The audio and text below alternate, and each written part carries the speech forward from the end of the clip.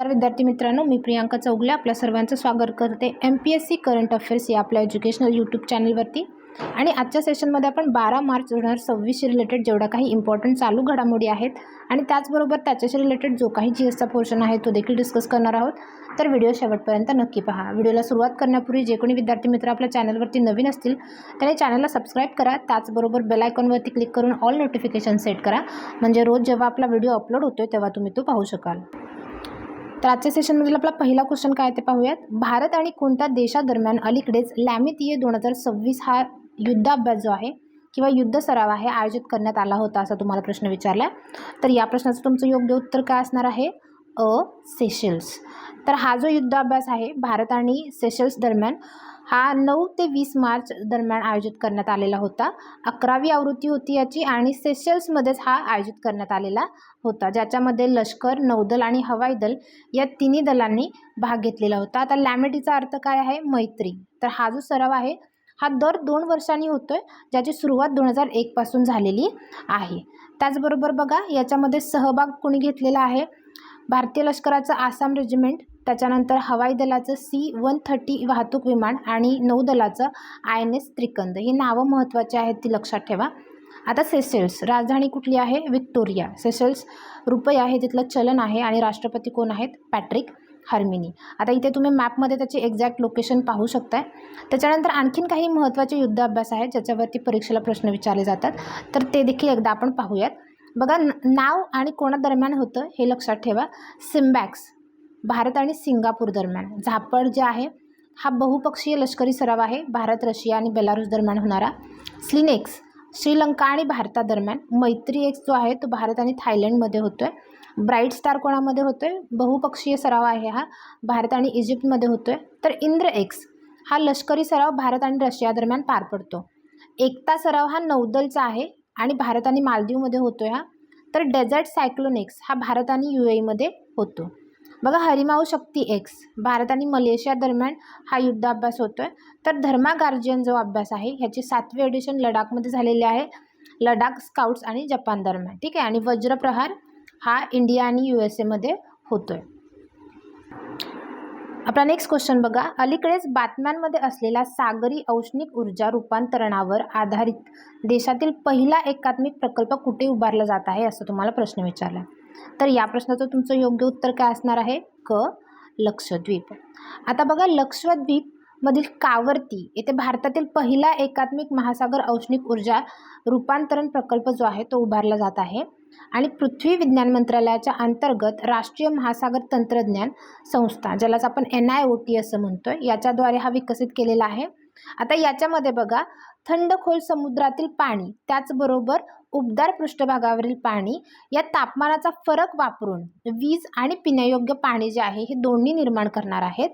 जवळपास अंदाजे 60 ते 65 किलोवॅट वीज आणि दररोज 1 लाख लिटरपेक्षा जास्त गोड पाणी याच्यातून निर्माण होण्याची शक्यता आहे, ठीक आहे। त्याच्यानंतर लक्षद्वीप बघा राजधानी काय आहे? कावर्ती आणि प्रशासक प्रफुल्ल खोडा पटेल आहेत, ठीक आहे। त्याच्यानंतर बघायचं झालं तर आता अशाच पद्धतीचं काही महत्त्वाचं GS आहे किंवा करंट अपडेट आहेत त्या देखील डिस्कस करूयात। बघा महाराष्ट्रातील भंडारा जिल्हा जो आहे याच्यामध्ये बेला नावाची ग्रामपंचायत आहे।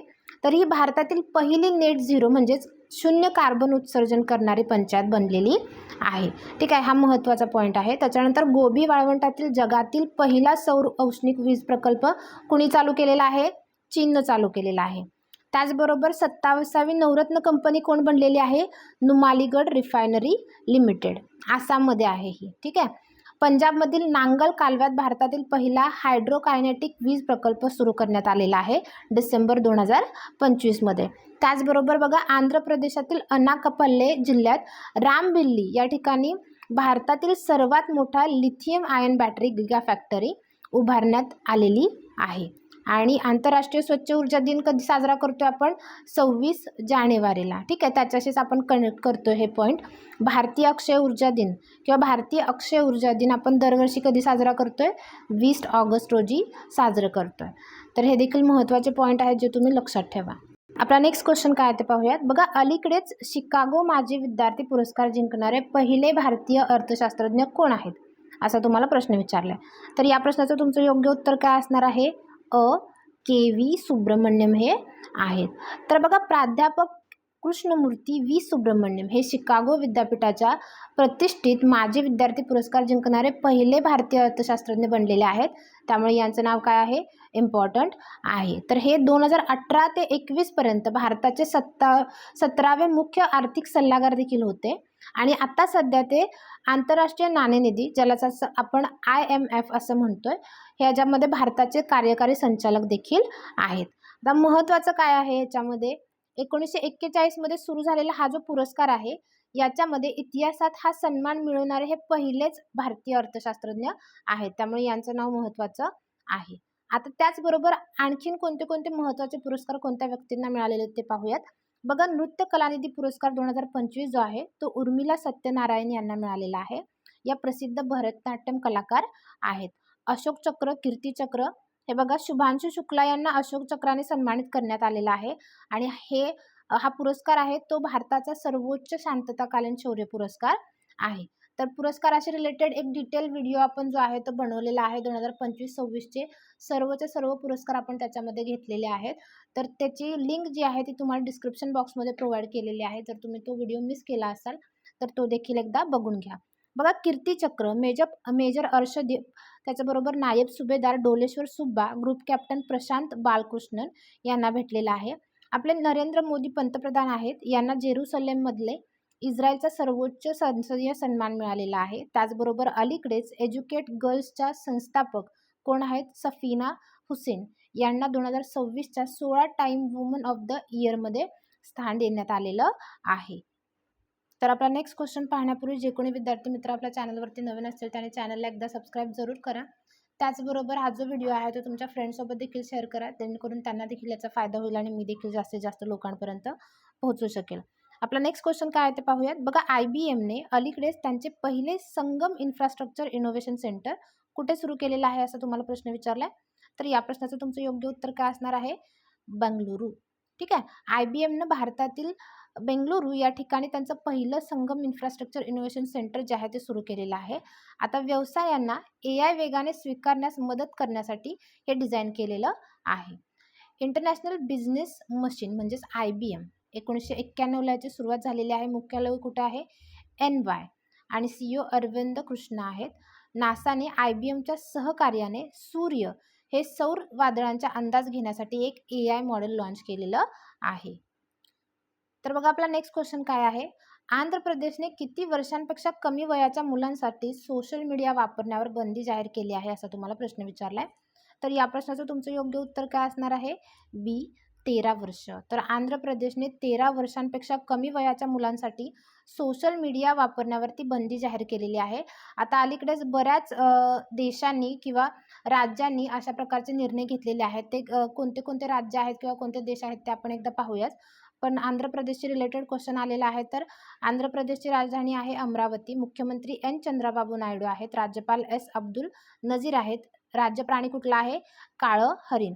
बघा, धरण महत्त्वाचे आहेत. बरेच वेळेला स्टॅटिक GK मध्ये ह्यांचे क्वेश्चन विचारले जातात. नागार्जुन सागर धरण आणि श्रीशैलम धरण हे कृष्णा नदीवरती आहे. तर पोलावरम धरण हे गोदावरी नदीवरती आहे. त्याच्यानंतर बघा, काही महत्त्वाचे अपडेट बघायचे झाले तर सोशल मीडियावरती बंदी घालणारे राज्य आणि देश पाहूयात आपण. ऑस्ट्रेलिया. त्याचबरोबर ऑस्ट्रेलियानं काय केलेलं आहे? 16 वर्षांखालील मुलांसाठी सोशल मीडियावरती पूर्णपणे बंदी घातलेली आहे. आणि 14 वर्षांखालील मुलींसाठी शाळांमध्ये मुस्लिम मुलींना बुरखा किंवा हिजाब घालण्यास बंदी घातलेली आहे. न्यूझीलंड सरकारनं देखील डिसिजन काय घेतलेला आहे की 16 वर्षाखालील मुलांसाठी सोशल मीडिया वापरण्यावरती बंदी घालण्याचा प्रस्ताव त्यांनी मांडलेला आहे. आणि फ्रान्सनं काय केलेलं आहे? 15 वर्षाखालील मुलांसाठी सोशल मीडिया प्लॅटफॉर्मवरती पूर्णपणे बंदी घातलेली आहे. स्पेनने देखील त्याचप्रमाणे बंदी घातलेली आहे. आणि इंडोनेशियानं काय केलेलं आहे? 16 वर्षाखालील मुलांसाठी सोशल मीडियावरती बंदी घालण्याची घोषणा कधी केलेली आहे? आत्ता मार्च 2026 मध्ये केलेली आहे. महत्त्वाचं याच्यामध्ये काय आहे? कर्नाटक सरकारनं त्यांच्या अर्थसंकल्पात घोषणा केलेली आहे.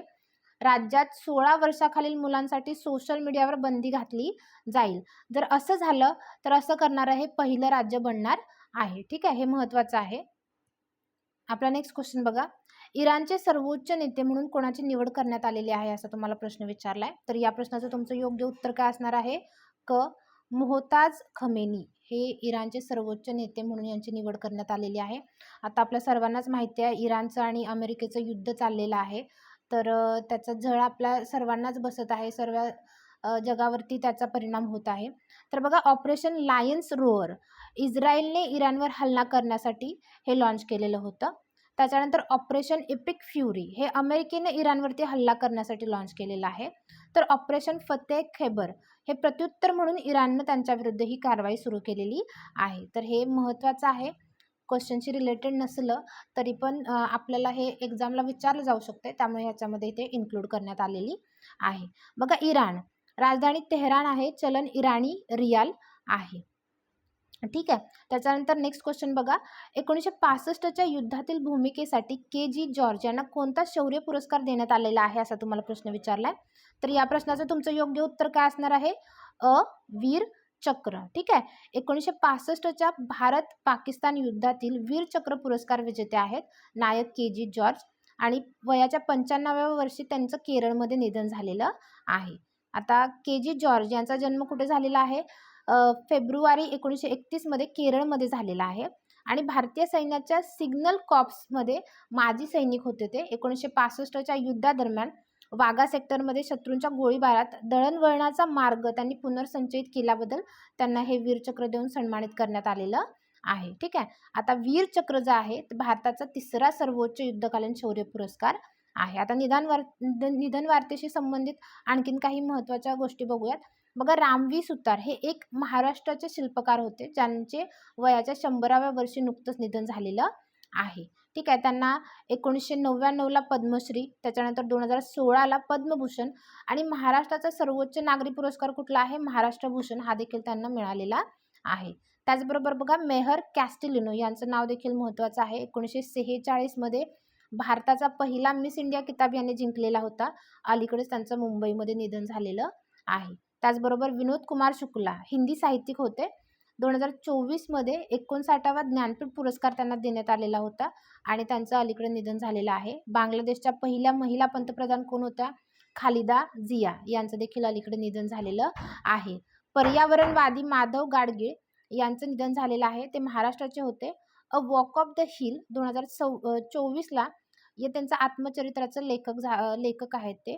त्यांचं देखील निधन झालेलं आहे. आणि माजी जागतिक बिलियर्ड्स विजेता मनोज कोठारी यांचं देखील निधन झालेलं आहे अलीकडे, आणि ते कुठले होते? कोलकाताचे होते. आपला नेक्स्ट क्वेश्चन आहे, अलीकडेच 2026ची ऑस्ट्रेलियन ग्रँप्री F1 शर्यत कोणी जिंकलेली आहे असं तुम्हाला प्रश्न विचारलाय. तर या प्रश्नाचं तुमचं योग्य उत्तर काय असणार आहे? ब. George Russell. जॉर्ज रसेल यांनी ऑस्ट्रेलियन ग्रँप्री F1 शर्यत जिंकलेली आहे. तर आजचं आपलं लेक्चर इथे संपत आहे. आय होप लेक्चर तुम्हाला आवडलं असेल. लेक्चरशी रिलेटेड किंवा करंट अफेअर्सशी रिलेटेड काहीही क्युरीज असल्या तर त्या कमेंट बॉक्समध्ये नक्की मेन्शन करा. व्हिडिओ पूर्ण पाहिल्याबद्दल धन्यवाद.